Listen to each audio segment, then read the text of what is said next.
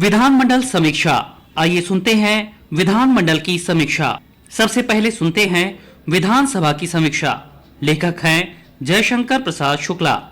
सोमवार को विधानसभा में जल जीवन मिशन में व्याप्त अनियमितताओं और सरकार के दावों के बावजूद इसका लाभ न मिलने का मामला उठा। समाजवादी पार्टी के सदस्य कमाल अख्तर तथा प्रभु नारायण सिंह ने नियम 56 में ये मामला उठाते हुए कहा कि सरकार के तमाम दावों के बावजूद अभी प्रदेश के अधिकांश जिलों में हर घर नल योजना के दावे धूल फांक रहे हैं। सपा के वरिष्ठ सदस्य कमाल अख्तर ने कहा कि प्रदेश में आज अधिकांश बीमारियां खराब पेयजल आपूर्ति को लेकर हो रही हैं। उन्होंने कहा कि सरकार के तमाम दावों के बावजूद लोगों को साफ पानी नहीं मिल पा रहा है। इससे अंदाजा लगाया जा सकता है कि जल जीवन मिशन में काम कितना गुणवत्तापूर्ण हो रहा है। उन्होंने कहा कि प्रदेश के अधिकांश जिलों में साफ पेयजल न मिलने से लोग परेशान हैं। उन्होंने कहा कि जल जीवन मिशन योजना प्रभावी ढंग से लागू नहीं हो पाई है। उन्होंने कहा कि इसी सदन में जल शक्ति मंत्री द्वारा हैंडपंप लगाने का जो आश्वासन दिया गया था वो भी अभी तक पूरा नहीं हो पाया है। इसी मुद्दे पर सपा के दूसरे सदस्य प्रभु नारायण सिंह ने कहा कि पूर्वांचल में पानी की भीषण समस्या है। लोगों को पीने का पानी नहीं मिल पा रहा है। बाकी जरूरतों की बात तो दूर रही, हर घर नल योजना के दावे केवल कागजी हैं। जो काम हुआ ही नहीं उसके बढ़ चढ़कर दावे किए जा रहे हैं। सदन में मौजूद जल शक्ति मंत्री स्वतंत्र देव सिंह ने कहा कि जल जीवन मिशन को लेकर जो भी बातें कही गई हैं वे आधारहीन हैं। उन्होंने बताया कि गोरखपुर, बस्ती सहित कई मंडलों में पानी की गुणवत्ता उपयुक्त पाई गई है। उन्होंने कहा कि इस योजना में भ्रष्टाचार पर प्रभावी कार्रवाई की जा चुकी है। अब तक 24 लोगों को निलंबित किया जा चुका है। 192 लोगों के खिलाफ दंडात्मक कार्रवाई की गई। 400 लोगों को नौकरी से बाहर किया गया। जिन स्थानों पर निर्माण कार्यों में गुणवत्ता नहीं पाई गई वहां भुगतान में 10% की कटौती की गई है। जल शक्ति मंत्री के जवाब से सपा के दोनों सदस्यों ने असहमति जताते हुए कहा कि बेहतर होगा जल जीवन मिशन से जुड़ी योजना की वास्तविकता परखने के लिए विधानसभा की एक समिति बना दी जाए, जिसे विधानसभा अध्यक्ष सतीश महाना ने अस्वीकार कर दिया। आज ही विधानसभा में अध्यक्ष सतीश महाना ने सदन में दायर होने वाली याचिकाओं का 6 माह में निस्तारित किए जाने का निर्देश पीठ से दिया। साथ ही संसदीय कार्य मंत्री सुरेश कुमार खन्ना ने आश्वासन दिया कि 6 माह में याचिकाओं को निस्तारित कराया जाना सुनिश्चित कराया जाएगा। आज ही विधानसभा में बजट पर चर्चा शुरू हुई। सत्तारूढ़ और उसके सहयोगी दलों ने जहां एक एक करके सरकार की उपलब्धियां गिनाई, वहीं दूसरी ओर विपक्ष के सदस्यों ने सरकार की खामियां गिनाई। बजट चर्चा में जिन लोगों ने हिस्सा लिया उनमें सत्तारूढ़ भाजपा से रमाशंकर सिंह पटेल, डॉक्टर MP आर्या, हरिप्रकाश वर्मा, अलका अर्कवंशी, चौधरी बाबूलाल, सहयोगी दल निषाद पार्टी से विवेकानंद पांडे, अपना दल S की सरोज कुरील, रालोद के प्रदीप कुमार सिंह, समाजवादी पार्टी से नफीस अहमद, पिंकी सिंह सहित अन्य दलीय सदस्यों ने अपना पक्ष रखा। सत्तारूढ़ दल और उसके सहयोगी दलों के सदस्यों ने प्रदेश सरकार द्वारा पेश किए गए बजट को सर्वतोन्मुखी, विकासोन्मुखी बताया। भाजपा के हरिप्रकाश वर्मा ने कहा कि उनके निर्वाचन क्षेत्र जलालाबाद में चीनी मिल न होने से गन्ना किसानों को काफी असुविधा का सामना करना पड़ता है।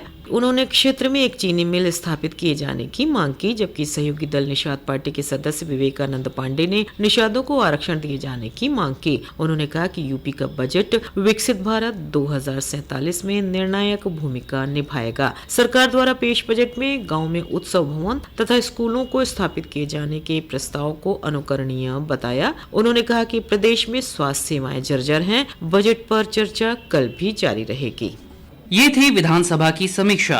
अब सुनते हैं विधान परिषद की समीक्षा। लेखक हैं अभिषेक रंजन। विधानमंडल के बजट सत्र के 6ठे दिन आज विधान परिषद में मुख्यमंत्री योगी आदित्यनाथ ने राज्यपाल के अभिभाषण पर जवाब देते हुए कहा कि उत्तर प्रदेश आज फेयर जोन से फेथ जोन में बदल गया है। अब कर्फ्यू नहीं, कानून का राज है। उन्होंने कहा कि उत्तर प्रदेश पहले उपद्रव प्रदेश था, लेकिन अब उत्सव प्रदेश बन चुका है। उत्तर Pradesh trust, technology and transformation की त्रिवेणी बन गया है। उन्होंने कहा कि उत्तर प्रदेश में न कर्फ्यू है, न दंगा है, उत्तर प्रदेश में सब चंगा है। उन्होंने कहा कि सभी पक्षों को मिलाकर लगभग 51 सदस्यों ने अपने सुझावों से इस चर्चा को बढ़ाने का कार्य किया है। राज्यपाल का अभिभाषण शासन की उपलब्धियों और भावी योजनाओं का एक दस्तावेज होता है। उन्होंने कहा कि संवैधानिक प्रमुख के प्रति मुख्य प्रतिपक्षी सदस्यों का आचरण और व्यवहार बहुत ही अशोभनीय और दुर्भाग्यपूर्ण रहा है।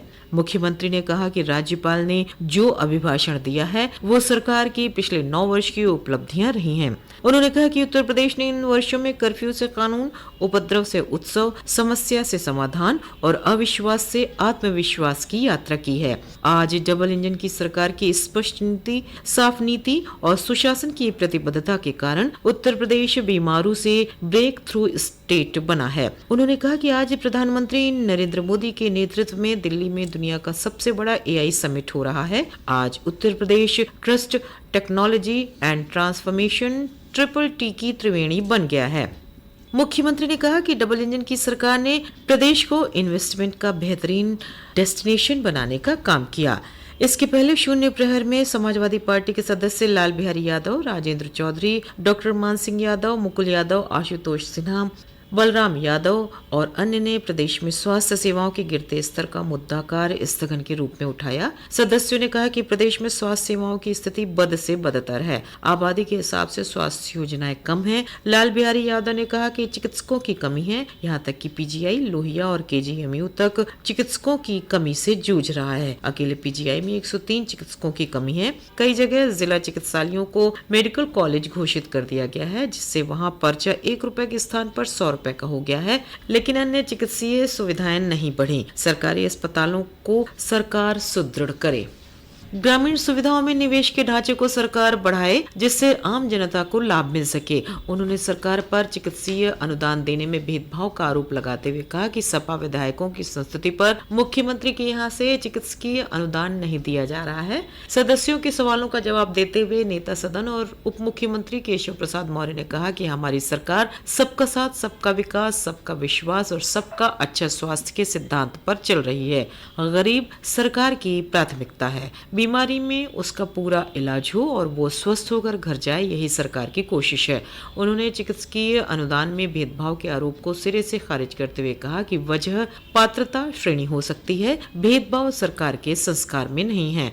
चिकित्सा और चिकित्सा शिक्षा के क्षेत्र में सरकार काम कर रही है। भाजपा सदस्य विजय बहादुर पाठक ने मॉडिफाइड साइलेंसरों का मुद्दा नियम 115 के तहत उठाते हुए कहा कि इससे वायु प्रदूषण और ध्वनि प्रदूषण को बढ़ावा मिल रहा है। कभी कभी तेज रफ्तार से आवाज करती हुई बाइक निकल जाती है। बाइक के साइलेंसर की आवाज इतनी ज्यादा होती है कि आदमी घबरा जाता है।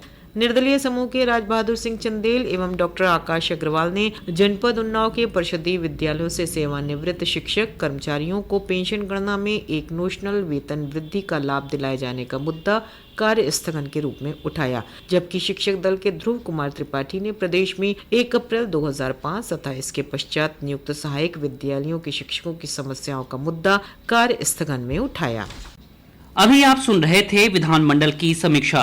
लेखक थे जयशंकर प्रसाद शुक्ला और अभिषेक रंजन।